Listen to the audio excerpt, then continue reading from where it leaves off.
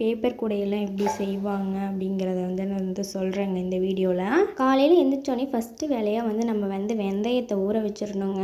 அன்றைக்கி தான் நம்ம முறை வழிக்கிறோன்னா அன்றைக்கி காலையிலே ஃபஸ்ட்டு எழுந்திரிச்சோடனே ஓரளவுக்கு ஒரு டம்ளர் நிறைய நீங்கள் எவ்வளோ வலிக்கணும்னு நினைக்கிறீங்களோ, எந்தெந்த கூடையெல்லாம் வலிக்கணும்னு நினைக்கிறீங்களோ அந்த அளவுக்கு நம்ம ஊற வச்சுட்டா போதும். ஒரு டம்ளர் அளவுக்கு நான் ஊற வச்சுருக்கேன். ஸ்மால் நோட் பேப்பர் ஒரு 10 பேப்பருக்கு பக்கமாக எடுத்து பேப்பரையும் ஊற வச்சுருக்கேங்க. அது 1 மணி நேரத்துக்கு முன்னாடி ஊற வச்சுட்டா போதும். நம்ம அரைக்கிறதுக்கு வெந்தயம் மட்டும் தான் மார்னிங்காக ஊற வைக்கணும்.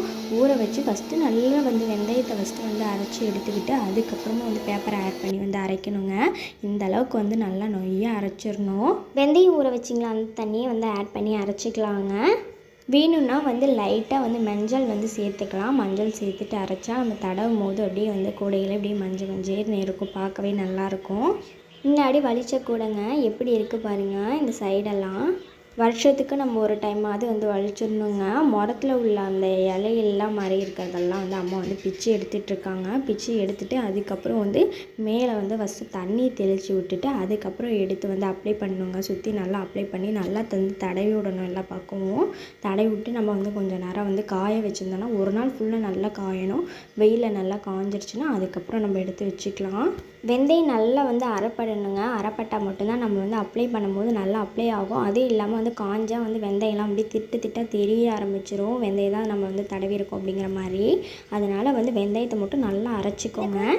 இது பேப்பர் கூடைங்க. இது நம்ம எங்கள் பாட்டி செஞ்ச கூடை. ரொம்ப நாளாக வச்சுருக்காங்க. 10-15 வருஷமாக இந்த கூடை இருக்குது. எவ்வளோ நல்லா இருக்குது பாருங்கள். இதில் நம்ம தண்ணி படாத பொருள் எந்த பொருள் வேணாலும் நம்ம போட்டு வச்சுக்கலாம். நாங்கள் இதில் பூண்டு தாங்க போட்டு வச்சுருக்கோம். நீங்களாம் செஞ்சு என்னென்னலாம் போட்டு வச்சுருக்கீங்க அப்படின்னு சொல்லுங்கள். உங்கள் வீட்டில் இருந்தால் தானிய ஐட்டங்கள்லாம் கூட போட்டு செஞ்சு வச்சுப்பாங்க. நான் 4th 5th என்னமோ படிக்கும் போது ஒரு டைம் இந்த மாதிரி பேப்பர் கூடை செஞ்சு எடுத்துகிட்டு வர சொன்னாங்க. வேறு ஒன்றும் இல்லைங்க. இதே மாதிரியே தான் நம்ம கொஞ்சம் வெந்தயமும் பேப்பரும் நம்ம ஊற வச்சுட்டு இதே மாதிரி தான் நல்லா அரைச்சி எடுத்துக்கிட்டு நம்ம ஒரு கிண்ணியோ ஏதோ ஒன்று நம்மளுக்கு பிடிச்ச ஷேப்பு கிண்ணியை எடுத்துக்கிட்டு அதுக்கு மேலே நம்ம இந்த அரைச்சி வச்சுருந்தா அதை அப்ளை பண்ணி விட்டுட்டு நல்லா நம்மளுக்கு மொத்தமாக அப்ளை பண்ணிக்கணுங்க. மொத்தமாக அப்ளை பண்ணிவிட்டு மறுநாள் காலையில் ஒரு பேப்பரோ ஏதோ ஒரு பாலித்தீன் கவரோ போட்டு அதுக்கு மேலே அப்ளை பண்ணுங்கள். அப்போ தான் நம்ம ஈஸியாக எடுக்கிறதுக்கு ஈஸியாக இருக்கும். மறுநாள் காலையிலே நம்ம நல்லா கொஞ்சம் காஞ்சதுக்கப்புறம் எடுத்துடணும். எடுத்து வெயிலில் நல்லா காய வைக்கணுங்க. மேலும் நம்ம நல்லா அப்ளை பண்ணி விடணும். அந்த அரைச்சி வச்சுருந்ததை மேலும் தண்ணியை தொட்டு நல்லா மேலே அப்ளை பண்ணி விடணுங்க. நல்லா வளன்னு வந்ததுக்கப்புறம் நல்லா காஞ்சதுக்கப்புறம் பார்த்திங்கன்னா சூப்பராக எடுத்து கூட வச்சு பூண்டு அந்த மாதிரிலாம் போட்டு வச்சுக்கலாம். இல்லைன்னா விளையாட்டு ஜாமான் பொருள் எது வேணாலும் அந்த டப்பாக்குள்ளே சின்ன சின்ன பொருள் போட்டு வச்சுக்கலாம். நம்ம பிடிச்ச கலரில் நம்மளுக்கு பெயிண்ட் கூட அடித்து காய வச்சு எடுத்து வச்சுக்கலாங்க. பார்க்கறதுக்கு சூப்பராக இருக்கும்.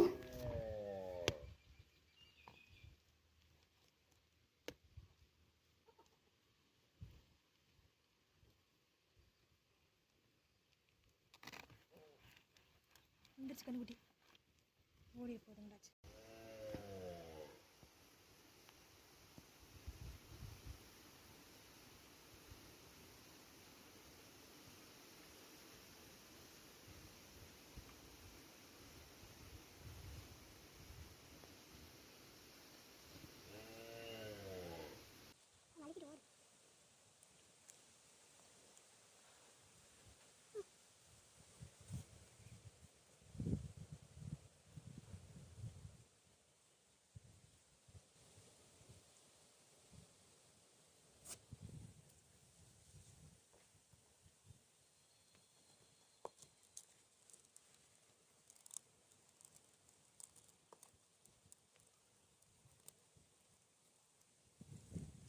நாங்கள் இந்த மாதிரி பெரிய பெரிய கூடையெல்லாம் நாங்கள் தோட்டத்துக்கு எதுக்காவது யூஸ் பண்ணுவோங்க. கோழிக்கு அரிசி அந்த மாதிரி ஏதாவது கொஞ்சம் கொஞ்சம் வச்சுருப்போம். அதனால இந்த பெரிய பெரிய கூடையெல்லாம் இருக்குது. இந்த பெரிய கூடை இருக்கிற இதிலெல்லாம் நாங்கள் தக்காளி அந்த மாதிரி பொருள்லாம் போட்டு வச்சுருப்போம்.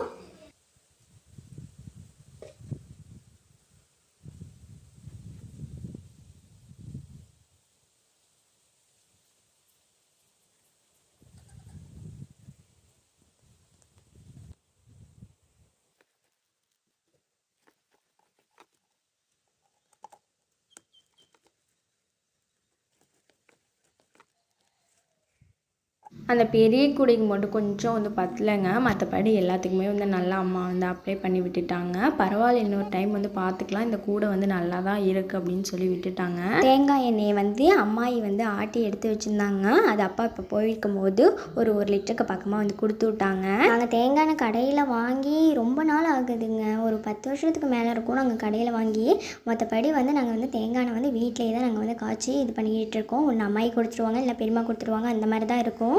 1 லிட்டருக்கு ஒரு கைப்பிடி அளவுக்கு நல்லா வெங்காயங்க, அதுக்கப்புறம் வந்து ஒரு கைப்பிடி அளவுக்கு வந்து நல்லா வந்து மருதாணி இலை எடுத்துக்கோங்க. அப்புறம் ஒரு கைப்பிடி அளவுக்கு வந்து நல்லா கருவேப்பிலை, அதுக்கப்புறம் வந்து வேப்பிலை ஒரு கைப்பிடி அளவுக்கு வேப்பிலை, எல்லாமே வந்து 1 லிட்டருக்கு நல்லா உங்கள் கைப்பிடி அளவுக்கு வந்து எல்லாமே வந்து எடுத்துக்கோங்க. வெந்தயம் வந்து ஒரு 3 டீஸ்பூன் வெந்தயம் மட்டும் எடுத்துக்கோங்க. ஃபஸ்ட்டு வந்து இது எல்லாத்தையும் போட்டு நல்லா அரைச்சிடணும். வெந்தயத்தை தவிர மற்ற எல்லாத்தையும் வந்து மிக்ஸி ஜாரில் போட்டு நம்ம நல்லா வந்து தண்ணி ஊற்றி நல்லா லைட்டாக ஊற்றி எடுத்துக்கணும். ஊற்றி எடுத்துகிட்டு அதுக்கப்புறம் வந்து நம்ம கடாயில் சேர்த்து அதுக்கப்புறம் அந்த 1 லிட்டர் எண்ணெயை வந்து நம்ம ஆட் பண்ணி ஒரு 20 நிமிஷமாக வந்து நம்ம வந்து கிண்டிக்கிட்டே இருக்கணுங்க. கிண்டிக்கிட்டே இருந்தால் அதுக்கப்புறம் நுரக்கட்டி வரும். நல்லா நுரக்கட்டி வந்ததுக்கப்புறம் கடைசியாக வந்து என்கிட்ட வந்து செம்பருத்தி இலை இருந்தால் நான் செம்பருத்தி இலை போட்டிருப்பேன். ஆனால் என்கிட்ட வந்து ரோஸ் பெட்டல் மட்டும் தான் இருந்துச்சு, அதனால வந்து ரோஸ் மட்டும் தான் நான் வந்து போட்டேன். பட்ரோஸ் நல்ல ஒரு பட்ரோஸாக வந்து எடுத்துக்கோங்க. எடுத்துகிட்டு வந்து கடைசியாக அந்த எண்ணெயை ஆஃப் பண்ணிவிட்டு அந்த எண்ணெயில் வந்து ஆட் பண்ணி விட்டுட்டு இன்றைக்கி நைட்டு ஃபுல்லாக வந்து வச்சுருந்து ஒரு நாள் ஃபுல்லாக வச்சுருந்து மறுநாள் காலையில் வந்து நல்லா ஒரு பாட்டிலில் வந்து வடிகட்டி வச்சுருங்க. அப்படியே கருப்பாக அப்படியே அவ்வளோ அழகாக இருக்குங்க. அந்த எண்ணெய் ஸ்மெல் வந்து நம்ம வந்து காய்ச்சும் போதே அவ்வளோ வந்து சூப்பராக இருக்கும், செம்மையாக இருக்கும். அந்த எண்ணெய் ஸ்மெல் எனக்கு ரொம்ப பிடிக்கும். யார் யாருக்கெல்லாம் வந்து அந்த காய்ச்சும் போதே அந்த எண்ணெயோட ஸ்மெல் பிடிக்கும்னு சொல்லுங்கள்.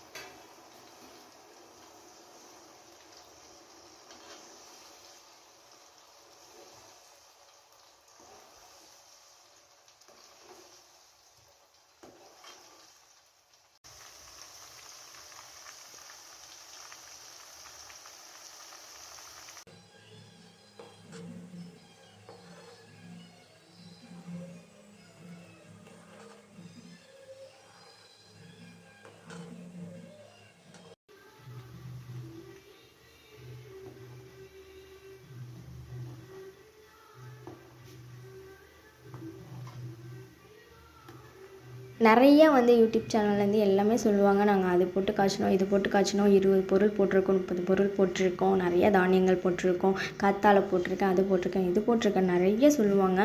ஆனால் அதெல்லாம் நம்மளுக்கு தேவையில்லைங்க. 5 இன்க்ரீடியன்ட்ஸ் நல்ல ஒரு பொருளாக மெயினான நம்மளுக்கு உடம்புக்கு நல்ல மெயினான பொருளாக இதை போட்டு காய்ச்சினாலே நம்மளுக்கு போதும். ஹேர் ஆயிலுக்கு இது ரொம்ப முக்கியங்க. அதுவும் இல்லாமல் வந்து செம்பருத்தி பூங்கிறது ரொம்ப முக்கியம். அது வந்து நான் போடாமல் விட்டுட்டேன். செம்பருத்தி பூ பாட்டி வீட்டில் இருக்குது, பொறிச்சிட்டு வந்து கொடுக்க ஆள் இல்லைங்க. அதனால் வந்து இருக்கிற பூவை நான் வந்து போட்டுட்டேன். ஒரு 10-12 வருஷமாக வந்து நான் இந்த மாதிரி எண்ணெய் தாங்க வந்து காய்ச்சி வந்து தடவிட்டு இருக்க தலைக்கு. என்னோட ஹேர் வந்து எப்படி இருக்குன்னு பாருங்கள், நல்லா கருன்னு. முன்னாடி வந்து அம்மா காய்ச்சிட்டு இருந்தாங்க, இப்போ வந்து 2 வருஷமாக வந்து நான் தாங்க காய்ச்சிட்டு இருக்கேன் எண்ணெய். ஒரிஜினல் சவுண்டோட பால் கறக்கிற வீடியோ வந்து நெக்ஸ்ட்டு வந்து அப்லோட் பண்ணுறேங்க, பாருங்கள். வீடியோ பிடிச்சிருந்தா லைக் பண்ணி சப்ஸ்கிரைப் பண்ணிக்கோங்க. மீண்டும் புதிய வீடியோவில் சந்திக்கிறேன். Tata, bye bye.